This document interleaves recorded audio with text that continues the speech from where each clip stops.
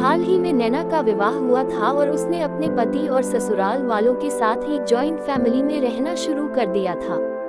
कुछ दिनों के बाद उसे पता चला कि वह अपनी सास के साथ नहीं रह सकती। नैना की सास रूढ़िवादी थी, जबकि नैना आधुनिक जीवन शैली जीने वाली लड़की थी। जल्द ही उनके बीच झगड़ने होने लगे। कई महीनों के बीत जाने के बाद भी दोनों में से कोई भी अपना व्यवहार बदल नहीं पाया। समय के साथ साथ नैना और ज्यादा आक्रामक हो गई और उसे अपनी सास से नफरत होना शुरू हो गया। वह सोचने लगे कि कैसे अपनी सास से छुटकारा पाया जाए। एक बार हमेशा की तरह जब उसने अपनी सास से झगड़ा किया और उसके पति ने अपनी मां का साइड लिया, तब नैना गुस्सा हो गई और अपने मायके चली गई। नैना के पिता एक केमिस्ट थे। उसने अपने पिता को पूरी बात बताई।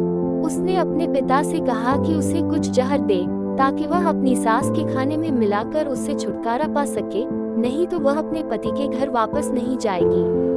नैना के पिता को ये सब जानकर काफी दुख हुआ और उन्होंने अपनी बेटी से कहा, अगर तुम अपनी सास को जहर देती हो तो तुम और मैं दोनों जेल जाएंगे।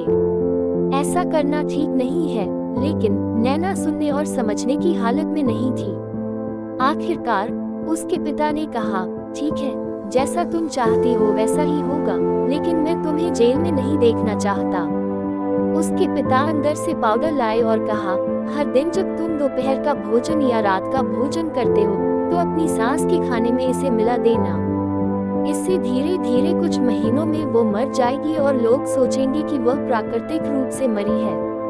उन्होंने ये भी कहा, क्योंकि किसी को भी तुम पर शक नहीं होना चाहिए, इसलिए आज से तुम अपनी सास के साथ नहीं लड़ोगी बल्कि तुम उनकी देखभाल करोगी, भले ही वो कुछ भी कहे।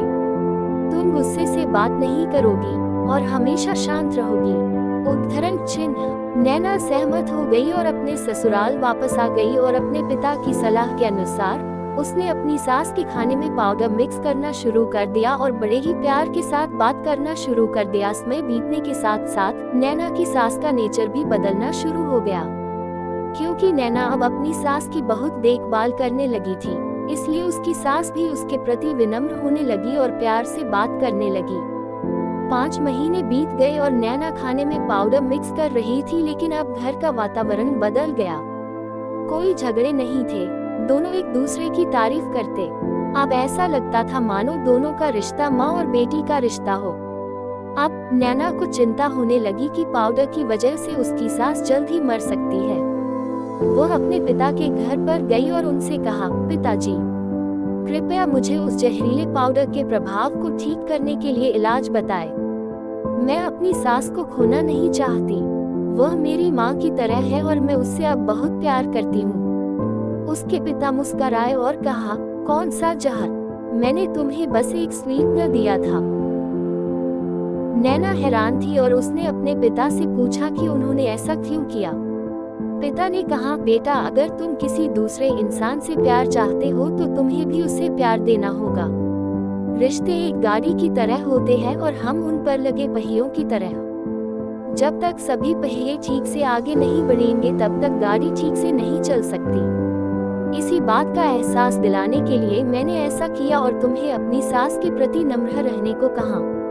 तुम्हारी अच्छाई देखकर उन्होंने भी अपने आप को बदला और तुम्हें समझना शुरू किया। तुम दोनों ने एक दूसरे के लिए अपने आप को बदला। यही कारण है कि तुम अपनी सास के लिए आज मेरे पास भागते हुए आए हो। नैना अपने पिता की बात समझ चुकी है और